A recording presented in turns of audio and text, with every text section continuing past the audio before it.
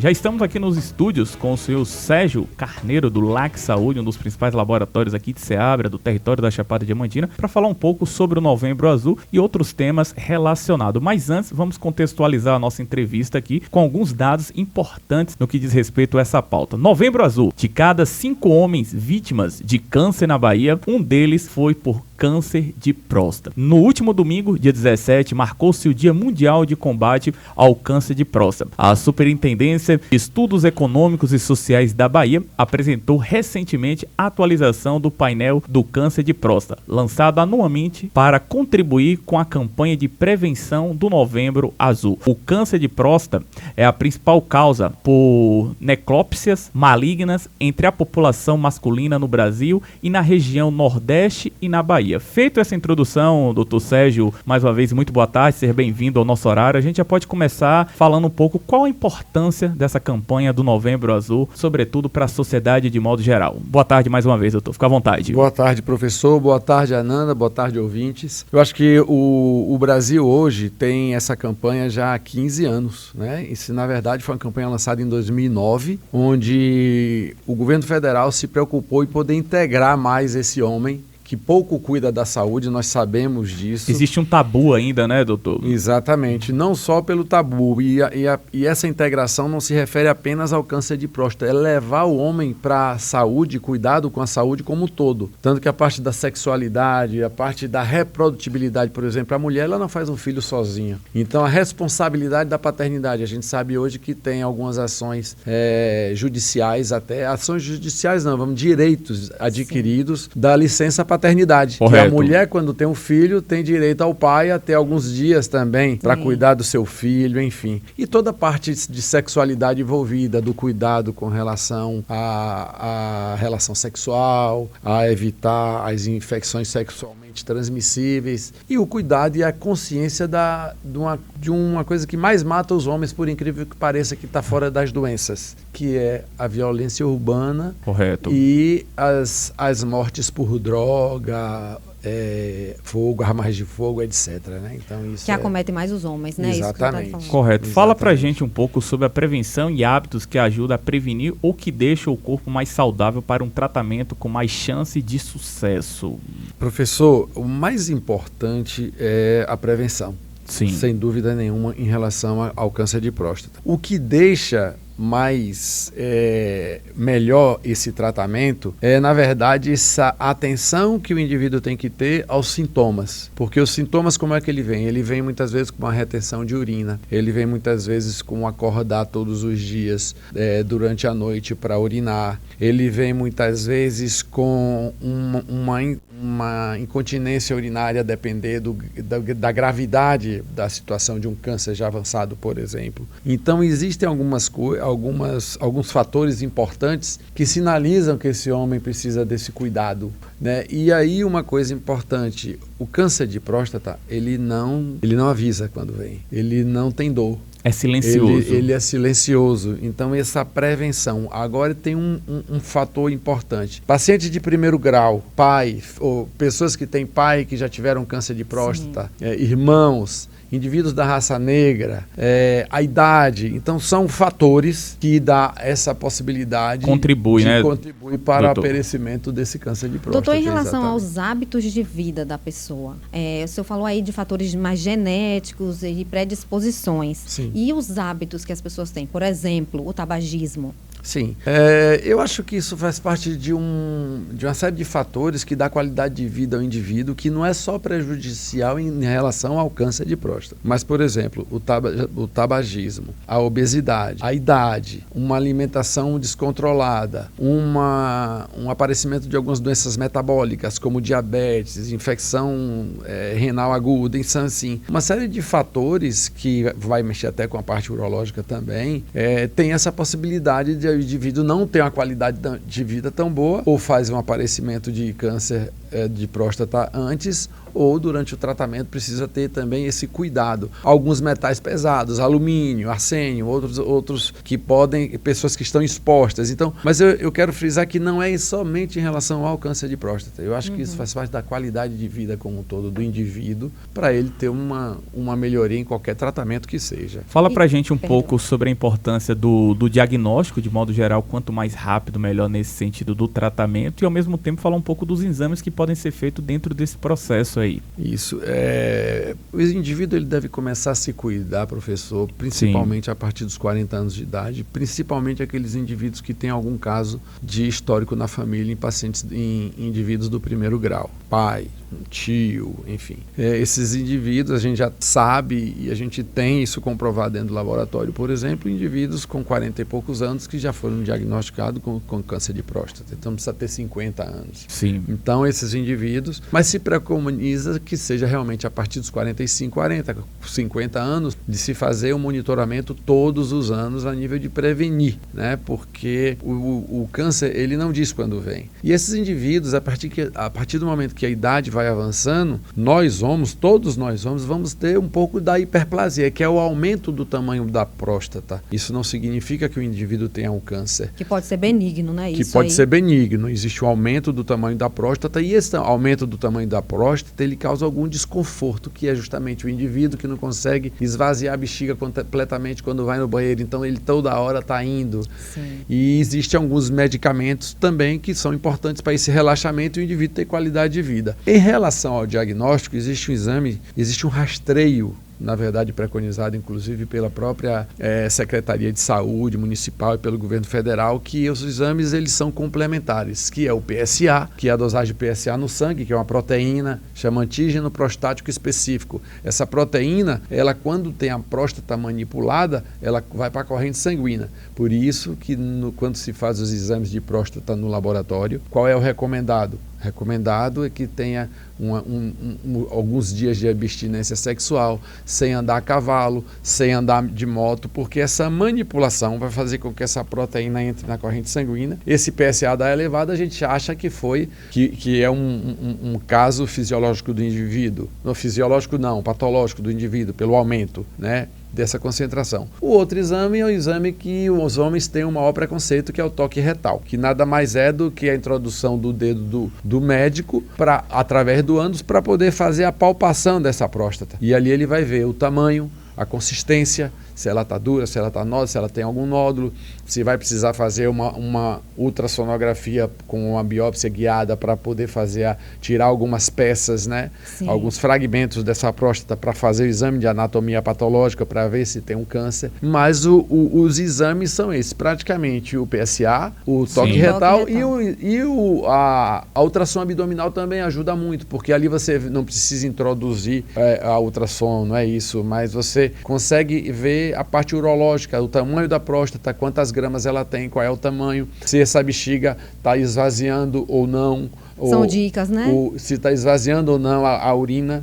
O que é que acontece no consultório médico? O médico pede que o indivíduo beba água, mede o volume de urina na bexiga, depois pede que ele esvazie essa bexiga. Então ele mede novamente depois que ele esvaziou. Será que esvaziou muito? Então tem um valor, uma quantidade de ml que é normal e outras que não. Então aí o médico vai poder fazer um acompanhamento e um tratamento melhor desse paciente. Entendeu? Perfeito. 13 horas e 36 minutos, Jornal do Meio-Dia, hoje aqui recebendo o senhor Sérgio Carneiro do LAC Saúde, falando um pouco do Novembro Azul, esclarecendo algumas dúvidas, principalmente no que diz respeito aí à saúde masculina, já que ainda existe um pouco de ignorância, assim podemos dizer, um certo tabu. Doutor, fala pra gente um pouco sobre a campanha Perfil Hormonal do LAC Saúde, que é até o final de novembro, não é isso? Salvo engano? Isso, na verdade, isso é um trabalho do LAC Saúde que nós fazemos no Novembro Azul, porque já que nós temos o nosso check-up em agosto, né? Correto.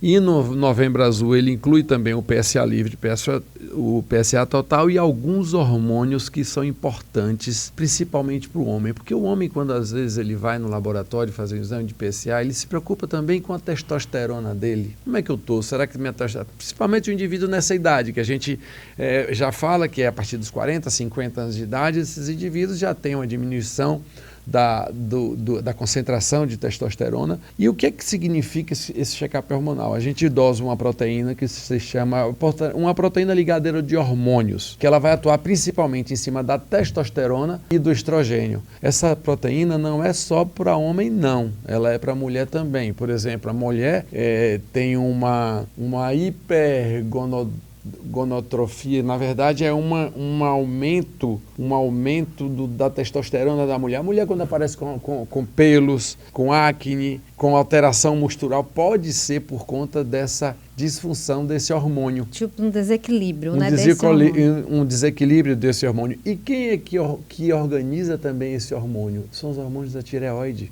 que eles são sintetizados a partir dos hormônios da tireoide. Então você veja que essa questão hormonal é uma cadeia. Então, além disso, nós incluímos dentro desse perfil hormonal esse hormônio ligador de proteína, os hormônios da tireoide, incluímos a testosterona total e a testosterona biodisponível, que é um cálculo, na verdade, através dessa proteína ligadora e da testosterona total, onde a gente tem o resultado. Então, assim, é um pacote, na verdade, mas o mais importante é dizer para esses indivíduos, principalmente os pacientes do sexo masculino, que esses exames, por exemplo, você precisa levar a um médico para poder fazer a interpretação do seu resultado. E também é bem interessante que não é o Novembro Azul, é uma campanha vinculada, né, a isso tudo que o senhor trouxe aqui, sim, mas também traz outros benefícios por essas testagens e esse equilíbrio do corpo, né, como o senhor está trazendo.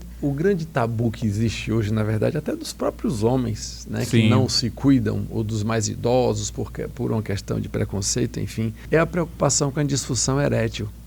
Então, assim, graças a Deus, hoje em dia, já tem muitas drogas aí, os Viagras da vida, Tadalafilas, etc., que já consegue dar essa qualidade de vida aos homens, e por conta disso, muitos homens não procuram um médico porque utilizam muitas vezes esses medicamentos, se automedicam por conta da virilidade, de ter um desempenho sexual melhor em casa, enfim. E isso faz com que ele vai deixando para trás a próstata. Não liga, não, entendeu?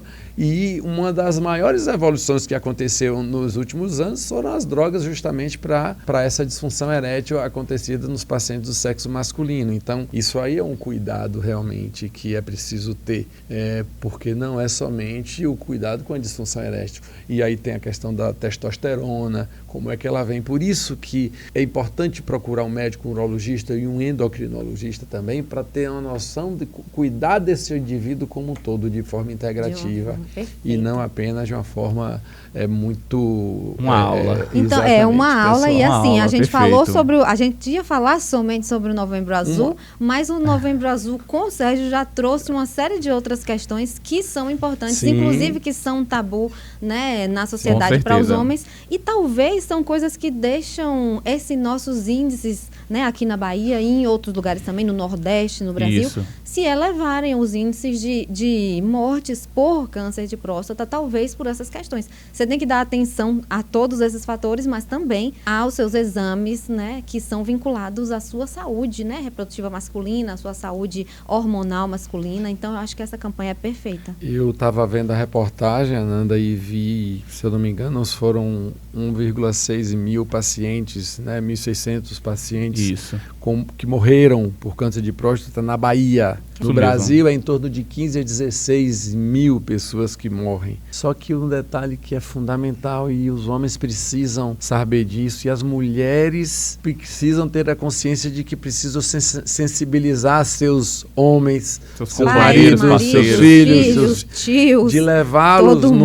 no médico. Por quê? Porque 80 a 90% dos casos de câncer diagnosticado de casos de câncer, ele tem 90% de chance de cura, ou seja, 80 a 90%. Caso mais avançado, fica mais difícil, porque já começa a ter uma neoplasia, invasão de outros tecidos, e esse indivíduo pode levar esse indivíduo à morte, né, que muitas vezes nem o tratamento é possível alcançar. Senhor Sérgio, muito obrigado pela sua participação, certo? O Jornal do Meio Dia agradece mais uma vez aí pela sua aula Paula, pelas suas explicações. Eu acho que contribui muito para a nossa sociedade, para os nossos ouvintes, para os nossos seguidores. Mas fique à vontade para as suas considerações finais. Não, Rodrigo, apenas para falar, como falou sobre tratamento, eu acabei não fazendo uma conclusão. Pronto, fica à vontade. Em relação a tratamento, o tratamento que existe hoje para a próstata é uma prostatectomia total ou parcial, que é uma retirada da próstata, ou uma limpeza da próstata, enfim, em volta para se diminuir ou se retirar quando ela tem um nódulo, nos casos de câncer.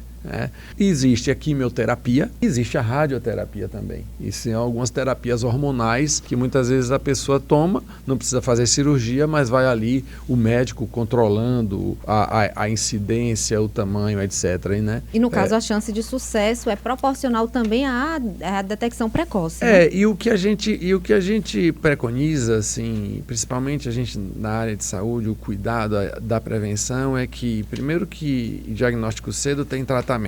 Né? Segundo, que é a vida mais importante. Né? Então, não é apenas a pessoa que vai perder a próstata. Alguns têm uma disfunção erétil, outros não têm tanto. Já diminuiu, já usa alguns medicamentos que podem melhorar essa performance, enfim, que é uma preocupação do homem. Né?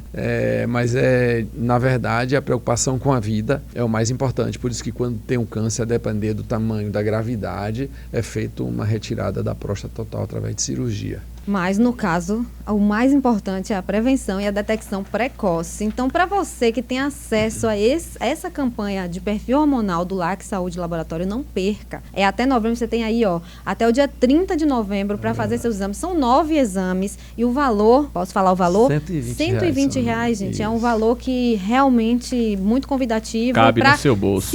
Para cuidar da vida, como o Sérgio falou, é um valor que vale muito a pena. E a preocupação do homem, né? Como é que está a minha testosterona? Correto. Será que eu estou bem? Minha performance está boa? Eu já não tenho mais 40 anos, tenho 50 hoje, né? E existem as formas todas, através de um médico endocrinologista, de fazer reposição. Não é recomendado, inclusive isso aí varia muito de profissional para profissional.